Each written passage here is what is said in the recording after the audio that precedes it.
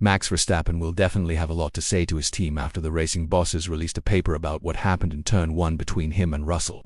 It looks like the Austrian team messed up when it really mattered, and now that their race plan doesn't seem to work right, Verstappen's chance to win the Drivers' Championship is looking harder than ever. And what's more important is what this means for the Dutch driver's future with Red Bull. It's no secret that Verstappen is one very angry driver when it comes to how the Barcelona Grand Prix turned out.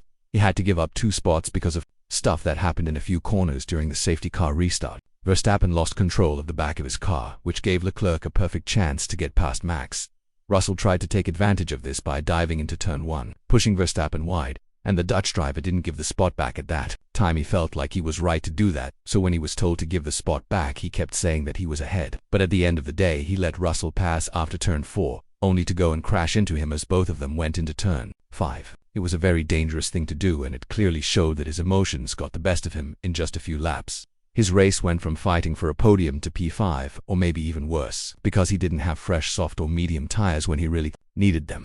You can understand what this means for a 4-time world champion like Max, but that doesn't mean he should do what he did.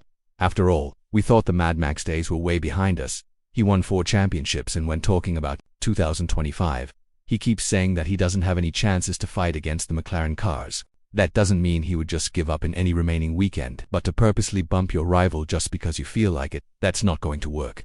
After the race, a document by the racing bosses was released about the Turn 1 incident between Russell and Verstappen. Obviously both of them were being looked at, and if Verstappen didn't give the position back, he risked getting a penalty anyway. This might be why his team thought it would be better to lose just 1 position instead of multiple positions with a time penalty. If only they knew that Max would have an outburst and slam Russell on the side. The document from the racing bosses, however, says that there wouldn't have been a penalty given to car number 1. It says car 63 tried to pass car 1 on the inside of Turn 1 while the front part of car 63 was ahead of car 1's mirror. At the corner, the driver of car 63 briefly lost control of the car and hit car 1, forcing it wide and into the escape road. Car 1 came back onto the track at Turn 3 ahead of car 63. Since the reason for car 1 being forced off the track was because car 63 lost control and the crash that happened, car 1 did not purposely leave the track, so we took no further action. I guess Verstappen won't be happy to have a talk with his race engineer and the strategy team about this. It turns out that there was absolutely no need to give the position back, and it's a huge failure for the team. Now they're being heavily criticized for putting Max on the hard tires in the final part of the race. It's very well known why Verstappen decided to do what he did. But just because there's a reason doesn't mean it's okay. Your feelings should stay in your head or on the radio, not be shown against other drivers and threatening to ruin their races.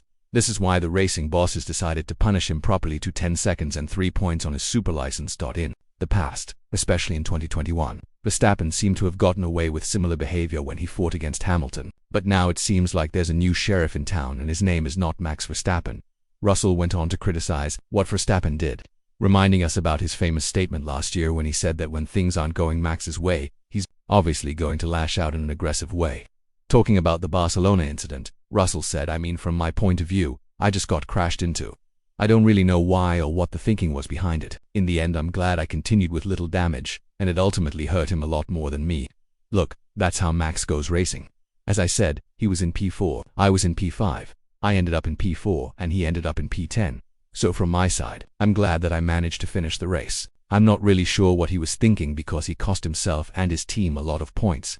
Furthermore, Russell made sure to remind Verstappen that he's not in the video game racing mode that he often likes to race in.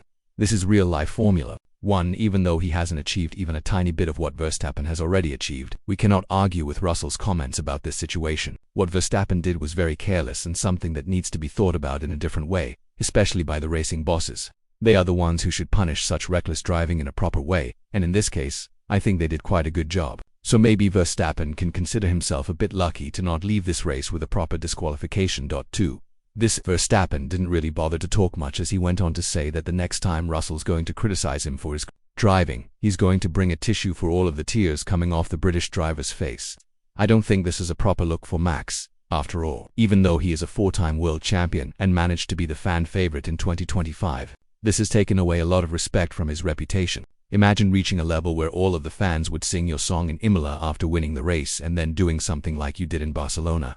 I don't think the Formula 1 world is going to forget this for a long period of time. Apart From the 10-second penalty, Verstappen has been given 3 penalty points on his super license. He now has 11 out of 12, which means that he only needs 1 more in order for him to get suspended for 1 race. There are tons of F1 experts who believe that Verstappen should have been given the black flag after what he did against Russell, and one of them is Nico Rosberg. When talking about it more, the 2016 world champion said, "That's a very easy punishment from my point of view. Remember Sebastian Vettel against Lewis Hamilton back in Baku 2017?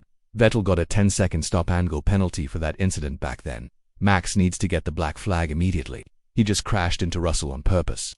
Wow, that is bad. Bad. Bad. He just rammed him full on. You need to black flag him." Max was right in the first instance, and then the team went against Max and caused him to get really angry. He just rams Russell. You need to black flag that right away. And again, this brings up a very important question that we're very likely going to be talking about in the upcoming future. What does the future hold for Verstappen in Red Bull? Right before this weekend, Verstappen promised to stay with the Austrian team for at least 1 more season, saying that he would use his contract option to remain in 2026 if he's in the top 4 before Austria. That is highly likely to happen, as he is 25 points ahead of Russell for the P3 fight and 43 points ahead of Norris. What's worrying is that he's 49 points behind Piastri for P1, which means that he would definitely need a miracle in order to fight in this category in 2025. Either way, the situation is not looking very good for Red Bull. They are again a one-man team after all the efforts made for the 2nd seat, and now the strategy seems to be a problem as well.